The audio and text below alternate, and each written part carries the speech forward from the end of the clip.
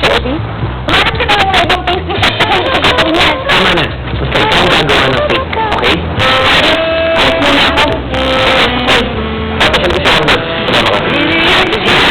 Kasama ka. Depressed ka naman eh. Happy naman ako, Amber. Happy ka. Happy din ako. Ano ba ang pakiramdam ko? Yes. In fairness, ang sarap pala dun sa sinakyan natin na life na yun. Ang ganda-ganda. Pag-usapan na lang natin ang love life mo. Anong ka na ba ng tawag natin boyfriend? Ano pa naman? Talaga ba nangiinis ka? Ano naman?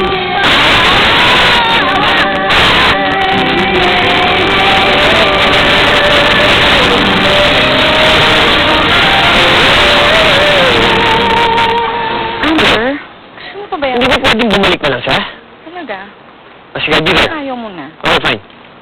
Gusto mo pa yan? Samson, you have to go. May kliyente ng hindi sa office. Ay, ganun? Wala na, Amber. Let's go.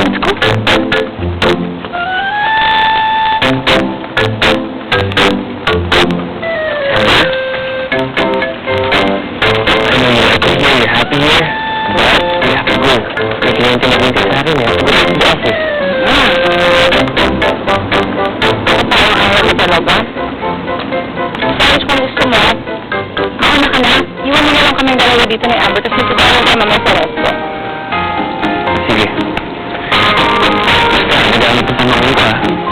Wala to, pag nawala to, pabalik sa akin. Ano naman, Cyrus? Ako yung iwawan ako. Ako naman. Ano ba naman? Sige, Amber, bye-bye. See you.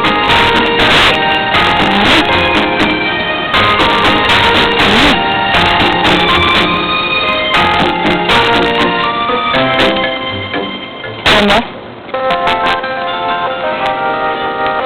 In fairness, ang dapat talaga ng uncle mo. Medyo nasulat at masikretaan, pero palagay ko mapagsasagaan ko na yan. Kasi sana gusto mga lalaki masyadong magdaldan. Naku! Kasi okay na tong si Cyrus. Pagsasagaan ko na yan.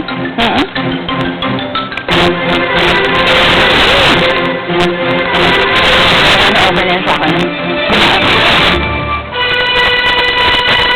Hello?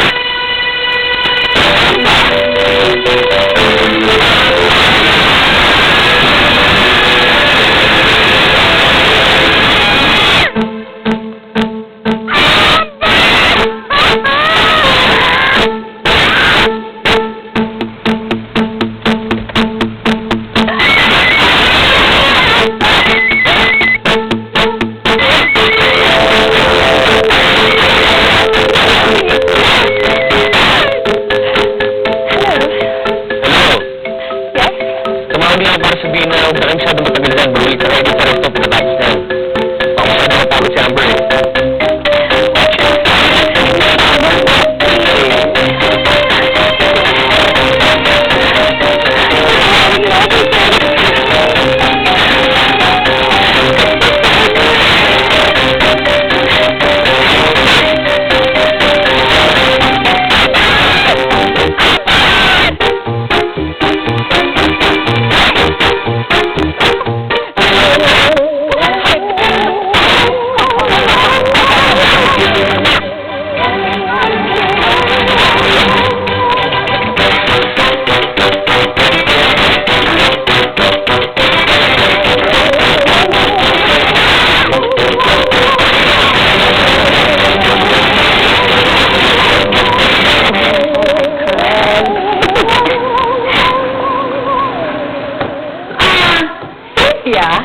Kailan pa naging wildlife itong restaurant natin? At may pinagsisilbihan kayong hippopotamus?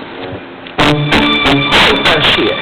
Kaya ako nandito dahil hinahanap ko si Chana. Si Hannah, kasama ni Amber at ni Cyrus, namamasyal sila like a perfect happy family.